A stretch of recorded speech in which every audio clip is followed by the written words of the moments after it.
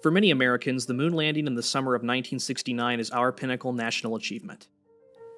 It was the end of the space race, a major milestone in the Cold War against the Soviet Union and a testament to human ingenuity and perseverance.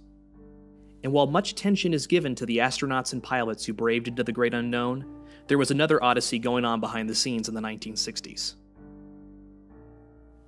Before you can land a man on the moon, you have to know where on the moon you're going to land and what that surface is made of.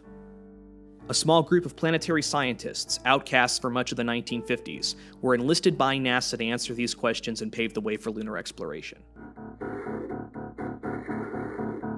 Now it is time to take longer strides. Time for a great new American enterprise.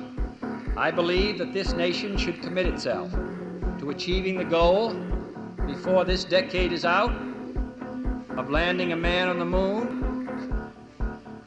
and returning him safely to the Earth.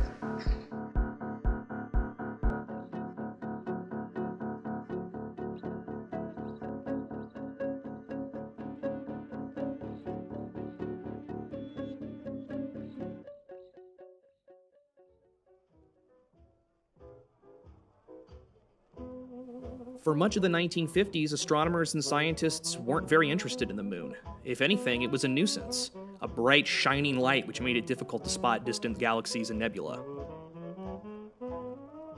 At an IAU conference in the mid-50s, Dr. Gerard Kuiper, an eccentric Dutch-American scientist, sent out a memo asking his fellow astronomers for assistance in creating a comprehensive map of the lunar surface.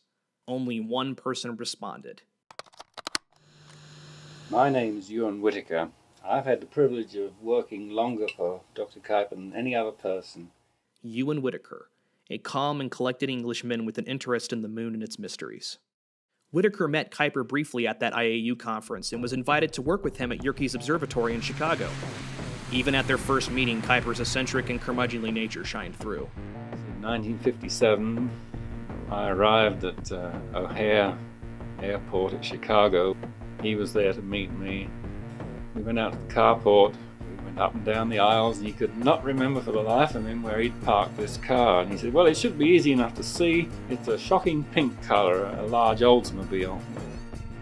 How the dickens could you lose such a huge car of that beautiful pink colour? It meant a lot of work. We had to collect all these many prints of the moon together in an attempt to make the most accurate map of the moon ever made. At the dawn of the 1960s, Kuiper received an invitation to set up a new center for study in Tucson, Arizona. With much better conditions for observing the planets and a much more lenient attitude towards Kuiper's working methods, he took up their offer and headed out west. And this was quite a large move. It involved a large amount of material had to be moved, of course, including a very large lunar globe. Kuiper, Whittaker, and a small circle of scientists established the Lunar and Planetary Lab at the University of Arizona. Being one of the only places in America devoted to the study of the planets, it became a hub for lunar research. In the early 60s, the world was changing quickly. Today, a new moon is in the sky, a 23-inch metal sphere placed in orbit by a Russian rocket. I do not regard the first man in space as a sign of the weakening of the free world. These atlases were quite impressive, and apparently they impressed NASA. They came to Dr. Kuiper for assistance, and the first of the NASA projects was the Ranger series. The Ranger program, ran out of the Jet Propulsion Laboratory in Pasadena, California, had a straightforward mission: to use television cameras attached to a probe to take the best photos of the lunar surface ever created. After taking these photos and sending them back, Ranger would impact into the lunar surface. Dr. Kuiper was asked by NASA to participate in this series as an advisor right from its outset.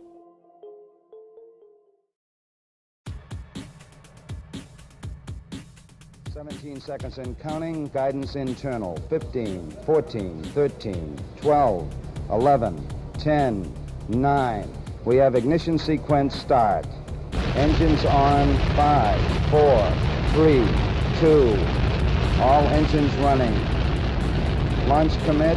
Liftoff. We have liftoff 49 minutes past the hour. Stafford reports the clock has started. Ranger The 1 tower and Ranger is clear. 2 were just dummies, really. By now, the space race was well underway. Pressure was rising for the program, now having cost billions of taxpayer dollars. Astronauts were getting prepped for a mission to a place we still didn't really understand.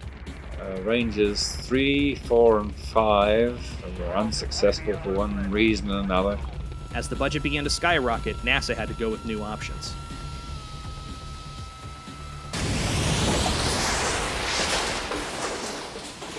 First two blocks of Ranger missions, Rangers 1 through 5, were anything but successful.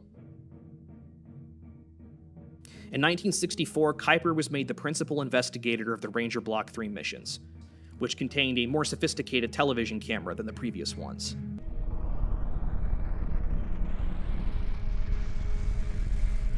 Ranger 6 was also not successful. It made it to the moon correctly, but gave no video signal back to Earth. It did nothing to help quell the growing national dissatisfaction with the project. The program, now having cost over $42 billion in today's dollars, faced a congressional investigation and audit. The success of Ranger 7 was incredibly vital. And in July of 1964, Kuiper, JPL, and the entire Ranger team would be put to the ultimate test.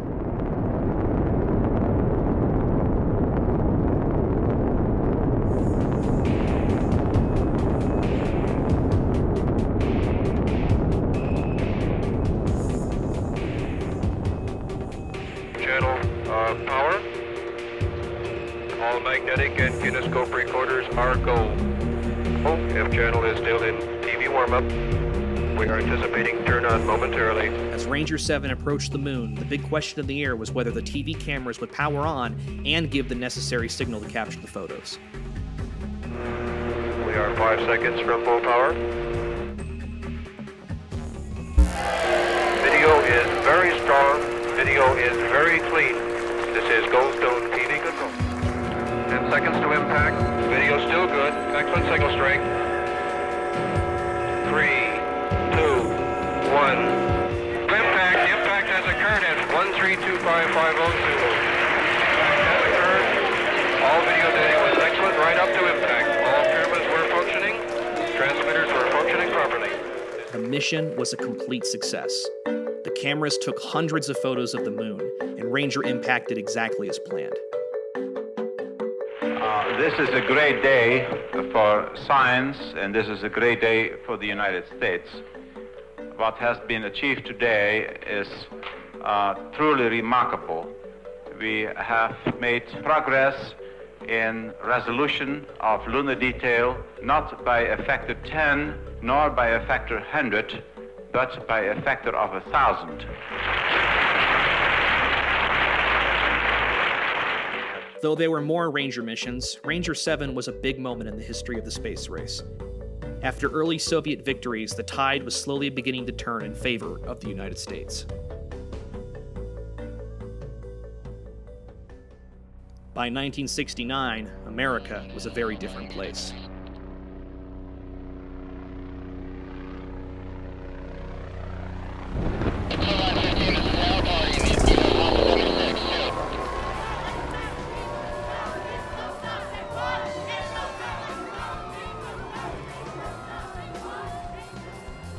This Vietnam is our first TV war, and people are finding it not too much to their liking.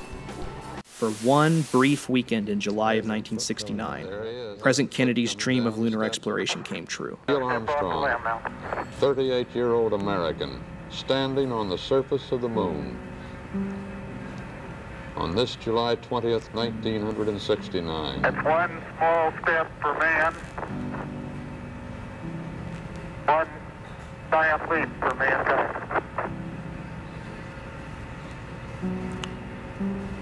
I think that was Neil's quote. I didn't understand it. No, one small step for man, but I didn't get the second phrase.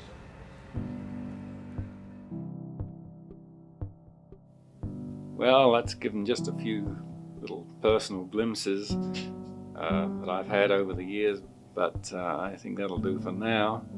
And so I'm going to end this tape right here.